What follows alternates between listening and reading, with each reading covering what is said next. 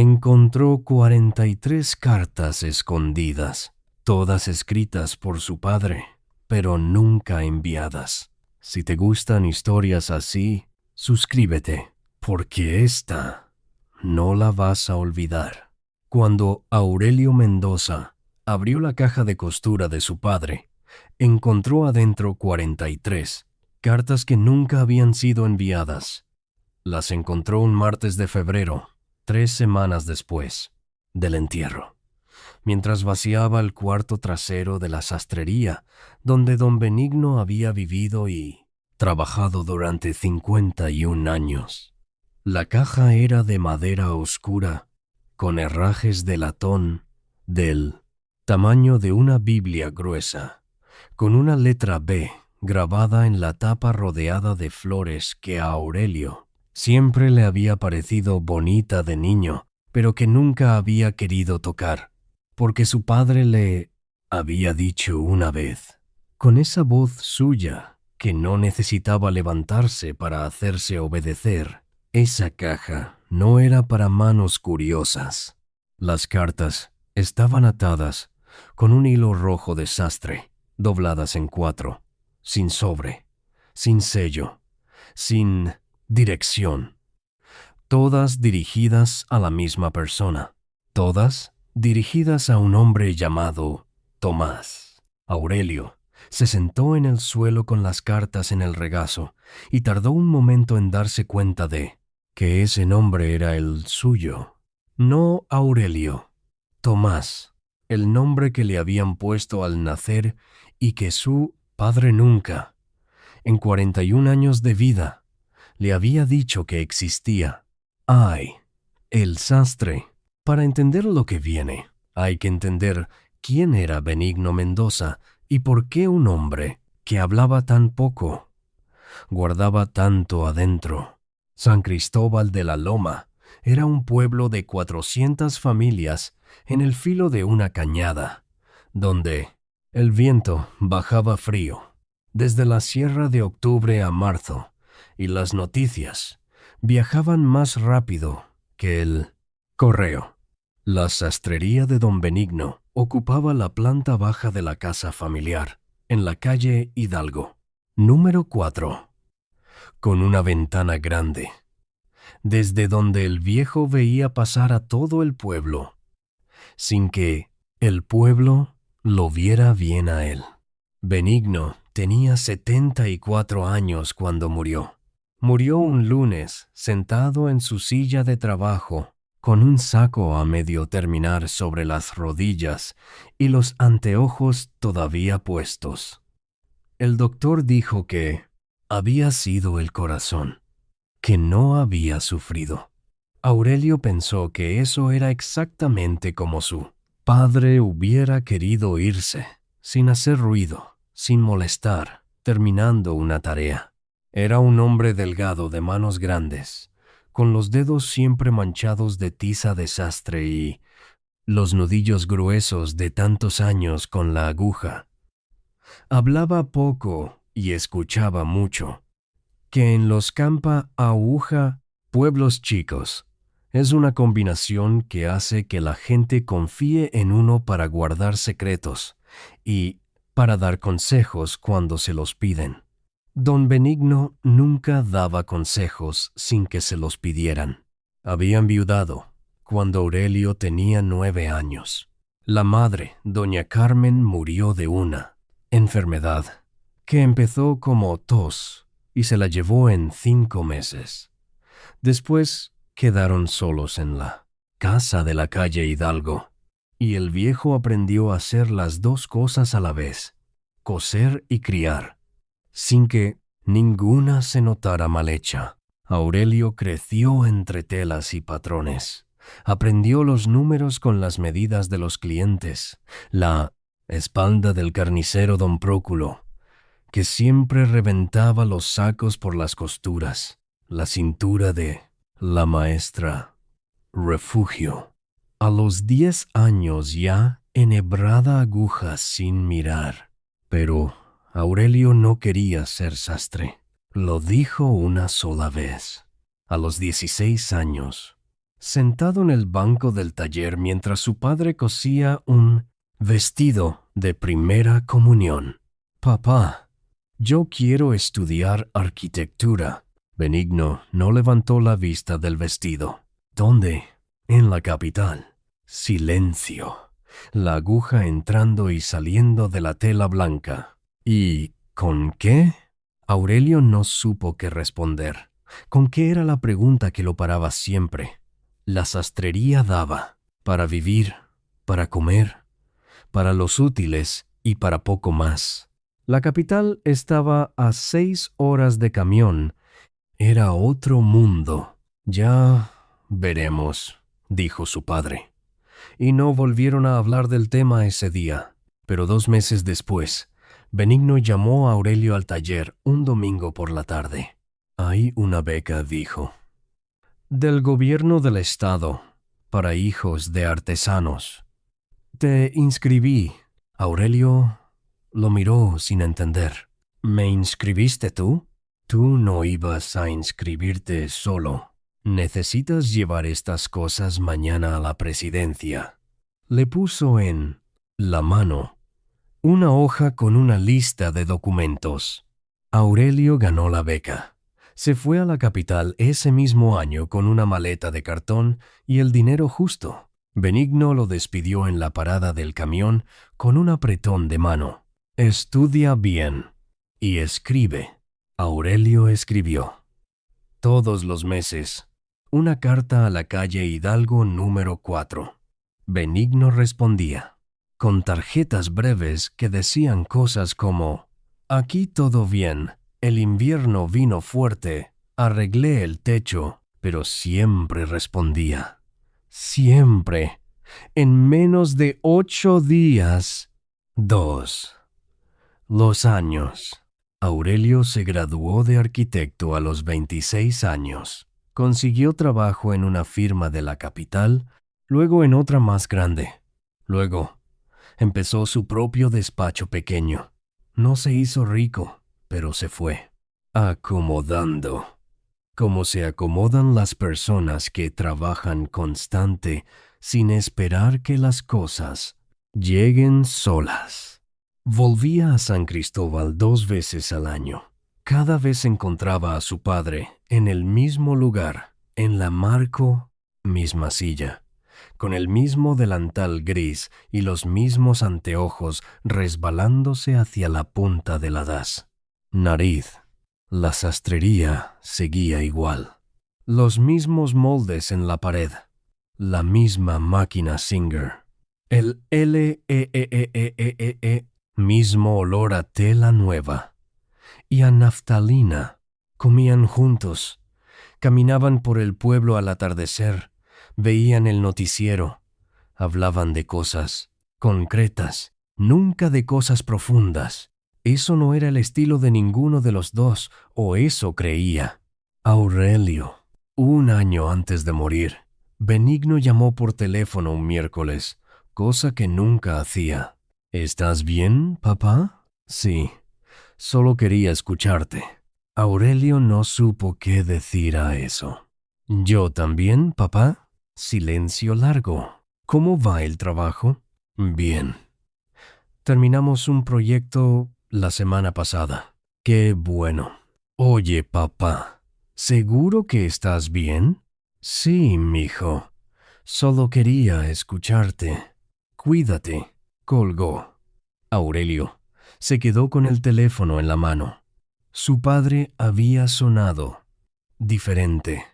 Más lento. Más quieto. Pensó en llamarle de vuelta. No lo hizo. Pensó en ir ese fin de semana. Tampoco fue. Tenía trabajo, un proyecto urgente. Siempre había algo. 3 semanas después, Benigno murió en su silla, con el saco a medio terminar. Aurelio llegó al pueblo al día siguiente. Organizó el entierro, recibió a la gente, escuchó historias.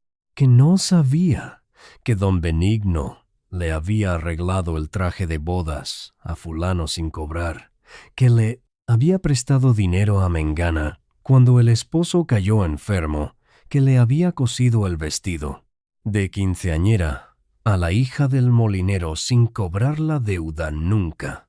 Aurelio escuchaba y por dentro iba construyendo una imagen de su padre que no era distinta a la que ya tenía, pero sí más grande.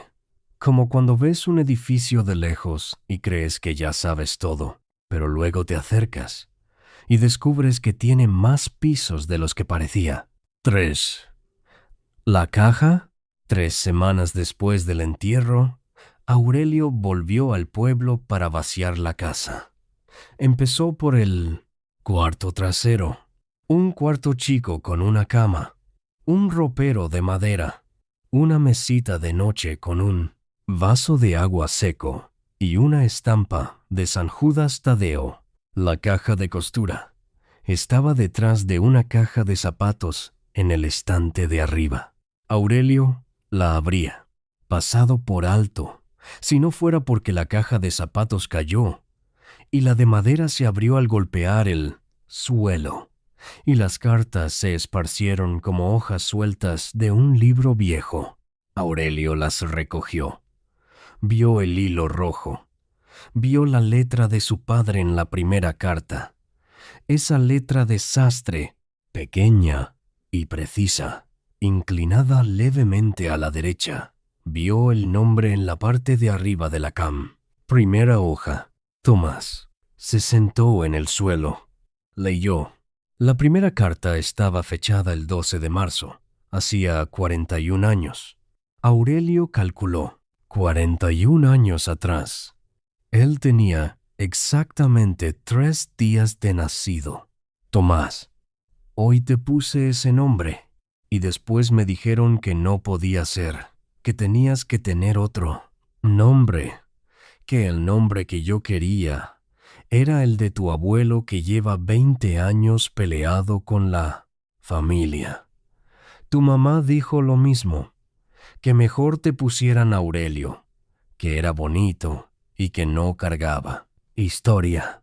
Acepté porque en ese momento aceptar era más fácil que pelear. Pero yo te puse Tomás, primero, antes que nadie te pusiera nada. Y ese es tu nombre verdadero, aunque nadie más lo sepa. Por eso te voy a escribir con ese nombre, aunque nunca te mande estas cartas. Benigno. Aurelio leyó la carta 3 veces. Después, tomó la segunda. Las cartas no eran iguales entre sí. Algunas eran largas, de 2 o 3 páginas. Otras eran de un solo párrafo, notas rápidas, escritas en algún momento del día. Pero todas tenían algo en común. Eran honestas de una manera que Benigno nunca había sido en voz alta. Había una carta de cuando Aurelio tenía 6 años y se cayó del árbol del patio y se rompió el brazo. Tomás, hoy te llevé al doctor con el brazo roto y tú no lloraste. Te apretaste los dientes y no lloraste.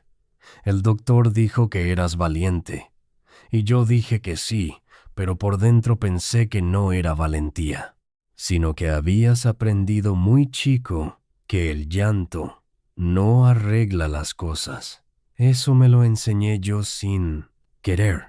Ojalá no te lo hubiera enseñado. Benigno.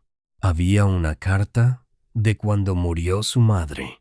Tomás, tu mamá se fue hoy en la madrugada.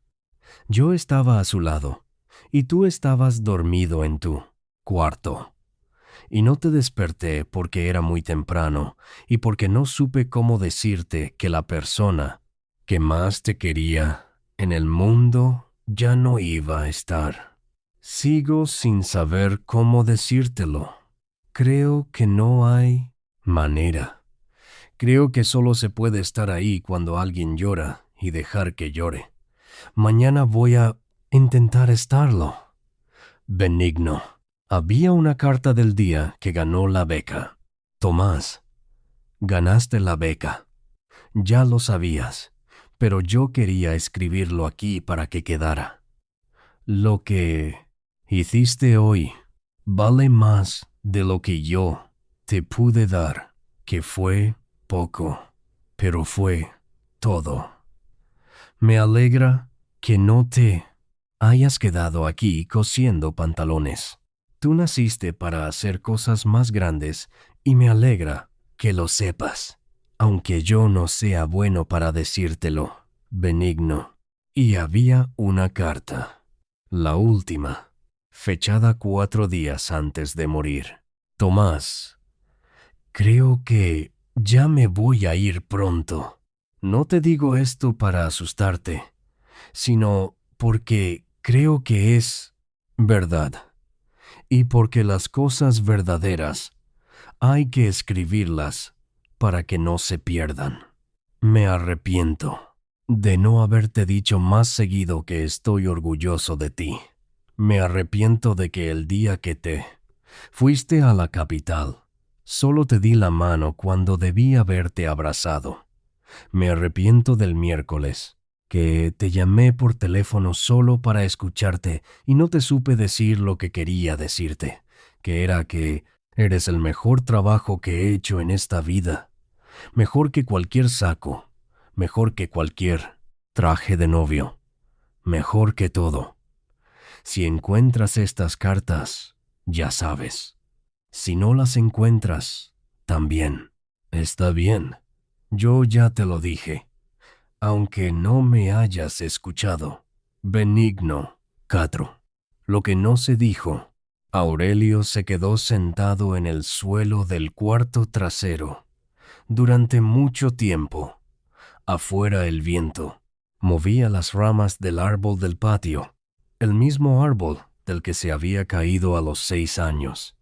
La luz de la tarde entraba sesgada por la ventana pequeña. Contó las cartas. 43.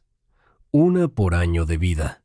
Algunas más, escritas en momentos que su padre había considerado importantes. Buscó la carta del día que dijo que no quería ser sastre. La encontró hacia la mitad del montón. Tomás, hoy me dijiste que quieres estudiar arquitectura. Me lo dijiste como pidiéndome permiso, y me da tristeza que me lo pidas con esa cara, como si yo te fuera a decir que no. Claro que sí, aunque yo no lo hubiera dicho así en voz alta, porque no soy hombre de decir las cosas así. Tú no. Naciste para doblar pantalones. Yo sí, y no me pesa. Pero tú naciste para cosas más grandes y me alegra que lo sepas. Mañana voy a buscar la información de esa beca que mencionó el maestro, Rodolfo. No te digo nada hasta que sepa bien cómo funciona. Benigno. Aurelio dobló la carta con cuidado. Afuera un perro ladró 2 veces, y después se quedó todo quieto. Pensó en su padre cosiendo en la silla, todos esos años, con la aguja y el hilo, y el silencio que era su forma de estar en el mundo. Pensó en el miércoles de hacía 1 año, la llamada, la voz lenta, diciendo, solo quería escucharte, en todo lo que su padre había querido decirle, y había guardado en una caja de madera, porque no sabía o no podía decirlo de otra manera. Tomó la última carta otra vez, la leyó, de nuevo despacio. Eres el mejor trabajo que he hecho en esta vida. Se le cerró la garganta. No lloró ahí en el suelo. Fue más tarde, en la noche, cuando ya había guardado las cartas y salido a caminar por el pueblo en la oscuridad y llegado sin pensarlo hasta la parada del camión donde su padre lo había despedido tantos años atrás. Se paró ahí en la oscuridad. Pensó en el abrazo que no fue, en todo lo que su padre había querido hacer y no había sabido, en todo lo que él mismo había querido hacer y tampoco había sabido. Ahí sí lloró, solo, parado en la parada del camión con el viento frío de la cañada y el pueblo dormido alrededor. Lloró como su padre le había enseñado, sin querer que no debía llorar. El hilo rojo. Al día siguiente Aurelio fue a la sastrería. Era la primera vez que entraba desde el entierro. La máquina Singer seguía en su lugar. Los moldes colgados en la pared. El maniquí de sastre en el rincón, vestido con un chaleco gris a medio armar que su padre había dejado puesto y que nadie había quitado. Aurelio se sentó en la silla de trabajo. Era de madera simple, con el asiento gastado en el centro de tanto uso. Se sentó ahí y miró el cuarto como su padre lo había mirado 50 años. Llegó don Próculo, el carnicero, que era de los que llegaban sin avisar. Aurelio. ¿Cómo estás, muchacho? Bien, don Próculo. Adelante. Don Próculo entró con su paso pesado.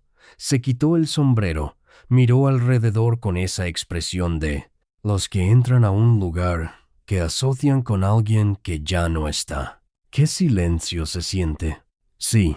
¿Qué vas a hacer con la sastrería? No sé todavía. Don Próculo se quedó parado frente al mostrador. Tu papá me arregló el traje de boda hace 40 años. ¿Sabes qué me cobró? Nada, me dijo, que el traje era un regalo. Yo esperé que mandara el recibo. Nunca llegó. Se limpió la nariz.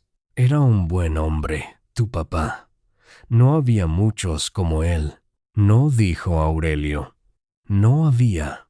Don Próculo se puso el sombrero y salió. Siguieron llegando personas esa mañana. La maestra Refugio, el señor del molino, la señora Elvira, que llegó solo a pararse en la puerta un momento, cada uno con su historia, cada uno con un pedazo del hombre que Aurelio había conocido solo por la mitad. A mediodía estaba solo otra vez. Sacó las cartas de la caja. Las acomodó sobre la mesa del taller, en orden, de la primera a la última. 43 cartas. 43 momentos en que su padre había querido decirle algo y lo había guardado en lugar de hablarlo. Pensó en eso un rato largo. Luego tomó papel y pluma y empezó a escribir. Escribió durante toda la tarde. Escribió todo lo que tampoco había dicho en voz alta, que cuando ganó la beca. Lo primero que había pensado era en la cara de su padre, y que había querido llamarle, pero no sabía cómo decir lo que sentía. Que volvía al pueblo 2 veces al año porque caminar con su padre al atardecer por las calles de San Cristóbal era de las pocas cosas que lo hacían sentir que todo estaba en su lugar. Que el miércoles de hacía 1 año, él había entendido que algo pasaba y que no había ido, y que eso iba a pesarle mucho tiempo. Escribió todo eso y más. Cuando terminó, dobló las hojas y las puso dentro de la caja, junto a las cartas de su padre. El hilo rojo de sastre estaba sobre la mesa. Lo tomó. Ató las cartas del padre y las propias juntas, con el mismo nudo, y las volvió a meter dentro de la caja. Cerró la tapa. La B con flores le miró desde arriba. Ve, lo que quedó. Aurelio no cerró la sastrería. Habló con un sastre joven del pueblo vecino, un muchacho de 27 años llamado Ernesto, que llevaba tiempo buscando dónde establecerse. Le ofreció el taller, la máquina Singer, los moldes, los materiales, todo, sin renta, los primeros 6 meses, con una condición, el mismo letrero. Ernesto aceptó sin pensarlo. El día que entró al taller, Aurelio estaba ahí para abrirle. Le enseñó el cuarto, la máquina, el orden. De los cajones, donde su padre guardaba los hilos por color, los botones en frascos de vidrio, las tizas en una cajita de lata. Aquí hay sistema, dijo Ernesto. Sí, mi papá era así. Ernesto pasó la mano por la máquina Singer con respeto. Voy a cuidarla bien. Eso espero. Antes de irse, Aurelio tomó lo único que había decidido llevarse. No los moldes, no la silla. Se llevó el dedal de plata que su padre había heredado del suyo y que siempre había estado en el cajón de arriba a la derecha. Lo puso en el bolsillo y salió a la calle Hidalgo. El sol de la tarde pegaba en la fachada. Se quedó parado en la banqueta mirando el letrero. Sastrería Mendoza. Desde 1971. Ernesto ya estaba adentro, acomodando sus cosas. Se le veía la silueta a través del vidrio, moviéndose con la energía de los que empiezan algo. Aurelio pensó en su padre, sentado en esa misma ventana, viendo pasar el pueblo 50 años. Pensó en las cartas. Pensó en el nombre que le había puesto antes de que le pusieran otro, en el hilo rojo que ahora tenía atadas las dos historias dentro de la caja. Metió la mano al bolsillo, apretó el dedal entre los dedos. Ya te escuché. Papá dijo en voz baja, solo para él, ahí en la banqueta con el pueblo pasando, alrededor sin enterarse de nada. Luego se subió el cuello del saco y echó a caminar hacia la parada del camión. En San Cristóbal de la Loma, si uno pregunta por la sastrería Mendoza, Ernesto el sastre dice que sí, que ahí es, y que don Benigno fue el mejor maestro que tuvo, aunque nunca lo conoció en persona, que lo conoció por el orden de los cajones, por el filo de las tijeras que nunca dejó oxidar, por la máquina Singer, que todavía cose derecho, después de 50 años, que eso es lo que deja un hombre cuando se va. No las palabras que dijo, sino la manera en que dejó las cosas. Aurelio todavía tiene la caja en el estante de su despacho, entre los planos y los libros. A veces, cuando tiene una decisión difícil, la abre, lee una carta, vuelve a cerrarla. El hilo rojo sigue atando las dos historias juntas. Eso fue suficiente. Si esta historia te hizo sentir algo, escríbelo en los comentarios. Y si quieres seguir escuchando historias así, suscríbete, porque a veces lo que nunca se dijo es lo que más importa.